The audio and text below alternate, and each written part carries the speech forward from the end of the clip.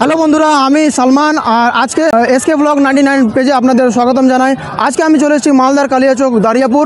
এখানে একটা উরুস অনুষ্ঠিত হয়েছে 14ই রমজান। এই উরুসে মাথা নষ্ট, এত ভিড়, ভিড়ের দিকে দেখে একদম মাথা আমার একদমই নষ্ট। এর সঙ্গে নিয়ে এসেছি আমাদের ড্রোন ক্যামেরা, এবং ড্রোন ক্যামেরা যে ভিউগুলো এসছে সেটাও আপনারা ভিডিও লাস্ট পর্যন্ত দেখতে থাকুন। তো চলুন ভিডিওটা শুরু করি।